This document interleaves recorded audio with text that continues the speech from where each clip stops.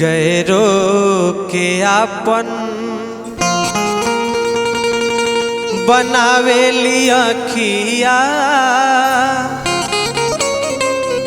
नैया के रस बरी सवेलिया खिया गैरों के आपन बनावे लिया खिया नैया के रस बरी सवेलिया खिया गैरों के आपन।